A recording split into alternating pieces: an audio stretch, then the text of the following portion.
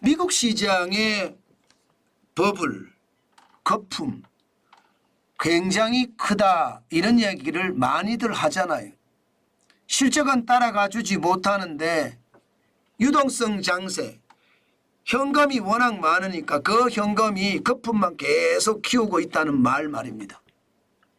그래서 미국 시장이 거품이 붕괴될 수도 있다. 특히 AI 버블이 심하다.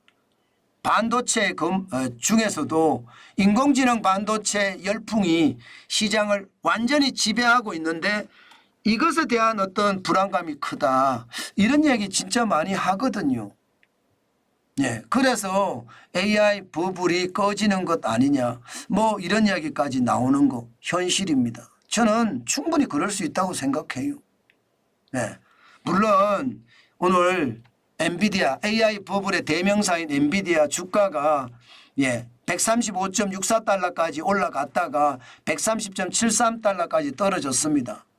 3.5%나 떨어지니까 이게 이제 버블이 붕괴되는 신호탄이 아니냐 이런 해석들을 하고 있더라고요. 그런데 여러분, 저는 여러분 보세요. 엔비디아가 지금 떨어지고 있으면서 AI 버블에 대한 붕괴가 일어난다. 저는 지금 그렇게 생각하지 않습니다. 결국 11월 미국 대통령 선거가 있는 상태에서 지금 버블이 무너져서 주식시장이 폭락하게 만든다? 이거는요 거의 불가능한 일이라고 봅니다. 그럼 왜 떨어졌느냐? 차익 실현하는 거죠. 사상 최고치를 계속 경신하니까 이거 가만히 뒀다가는 오히려 더 충격을 받을 수 있겠거든요. 그래서 일부라도 차익 실현하든 아니면 전량을 다 차익 실현하든 차익 실현, 주식 팔아서 이익을 낸다는 뜻이에요. 주식 팔아서 이익을 낸 사람들이 많다는 뜻입니다. 그만큼 말입니다. 시장에는요 버블 붕괴에 대한 그런 우려감도 없지는 않으나 중요한 것은 너무 사상 최고치 사상 최고치만 연발하니까 시장에 사상 최고치라는 공포가 서려서 결국은 차익 실현을 하는 것은 아닌가. 저는 그렇게 분석을 합니다. 왜 그렇게 분석하냐고요? 여러분, 신규 실업수당 청구 건수가 굉장히 많이 늘었어요. 6월 15일 기준으로 23만 8천 명까지 늘었거든요. 23만 8천 명이면 여러분 2023년 5월 11일에 26만 4천 명 이후 최고입니다. 다시 말해서 경기가 냉각되고 있다는 뜻이잖아요. 경기가 안 좋다는 뜻이에요.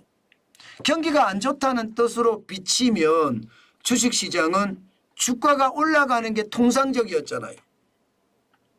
경기가 안 좋으면 금리를 빨리 인하할 거니까. 지금 현재까지 미국의 중앙은행은 연방준비제도죠. 올해 한 번 정도 인하한다 이런 이야기를 했지만 시장에서는 아니야 2번 인하할 거야 이렇게 이야기하고 있잖아요.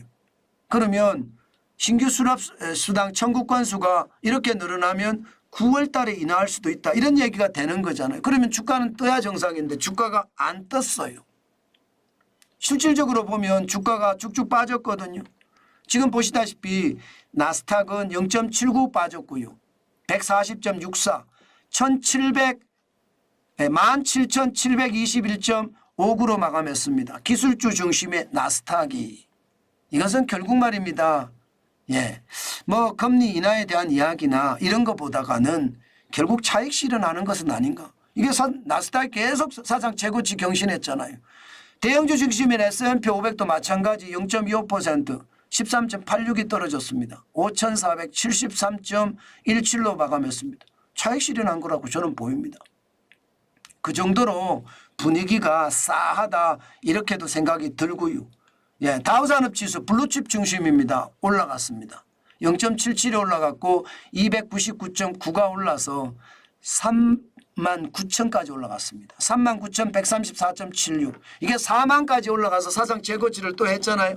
아마 다우산업지수도 당분간 얼마 안 있으면 또 4만을 올라가지 않을까 그런 생각도 합니다. 시장은요 여러분 시장은 이렇게 기술주 중심의 나스닥은 떨어지고 대형주 중심의 나스닥도 떨어졌지만 블루칩 중심의 다우산업은 올라갔습니다.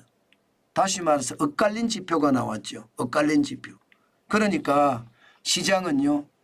버블의 붕괴보다는 익절매에 가깝다. 그렇게 봐야 되고요. 또 하나 닐 카시카리 미니애폴리스 연은 총재, 연방준비은행 총재 이분의 말에 또 시장이 약간 움직였다. 그렇게도 보입니다. 여러분 보시다시피 미국의 인플레이션 목표치 2%를 회복하려면 1 내지 2년은 더 걸릴 거다. 이 말은 여러분 금리 인상을 천천히 한다는 뜻이잖아요. 금리 인상을. 금리 인하를 천천히 한다는 뜻이잖아요. 인상이 아니고 인하를. 그러니까 이것도 시장에 영향을 미쳤을 거예요. 이것도. 왜냐하면 금리 인하라는 게 지금 미국 주식시장이나 우리 주식시장에서 가장 큰 화두인데 그 화두가 지금 자꾸 뒤로 밀리는 거예요. 빨라지면 빨라질수록 좋은데 이게 그렇게 안 된다는 뜻이잖아요. 예. 지금까지 이야기한 것처럼 미국의 물가를 잡기 위해서는 결국 동결적으로 당분간 가겠다. 그런 뜻으로도 저는 받아들입니다. 그만큼 시장의 어떤 불안감도 크고요. 시장의 어떤 확대감도 크다. 저는 그런 생각을 해봅니다. 아마 우리 시장도 똑같이 움직일 겁니다. 여러분들도 우리 시장 어떻게 움직일 것인지 꼭 봐주시면서 움직여 가야 될 겁니다. 예, 오늘 애플 주가를 보니까 떨어졌어요. 예, 6월 17일 날 216.67달러까지 최고치, 사상 최고치를 이루었는데 6월 20일에는 209.35달러까지 떨어지는 걸 보니까 시장이 조금 냉각되고 있는 것은 분명하고 사상 최고치를 너무 많이 오래 가니까 익절매를 하는 것도 분명한 것 같거든요. 아마 우리 시장에서 그런 현상이 나타날 겁니다. 그렇지만 우리 시장은 아직 익절매라는 이야기가 시장에는 잘 안 먹힐 수도 있습니다. 시장엔 오히려 익절매보다는 더 사야 되는 것 아니야? 뭐 이런 분위기가 더 강화될 수 있습니다.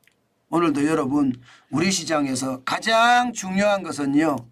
외국인들의 움직임이 어떻게 될 것인가 이것을 생각해 주는 게 가장 중요하다. 저는 그렇게 생각을 하거든요. 아마 외국인들의 움직임이 굉장히 달라질 수 있을 거예요.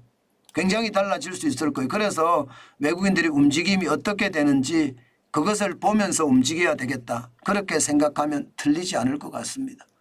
테슬라가 떨어지는 걸 보니 테슬라 또 떨어지고 있거든요. 떨어지는 걸 보니까 우리 2차 전지도 쉽지 않을 것 같습니다. 오늘은. 전체적으로 여러분 미국의 시장이 빠졌다는 것 그러나 다우산업지수가 올라갔다는 것 한 번쯤 생각해보고 미국에서 익절매 현상이 나타났다는 것도 한 번쯤 봐줘야 된다. 그러면 우리 시장의 변동폭도 굉장히 크다. 이렇게 정리하는 게 맞을 것 같습니다.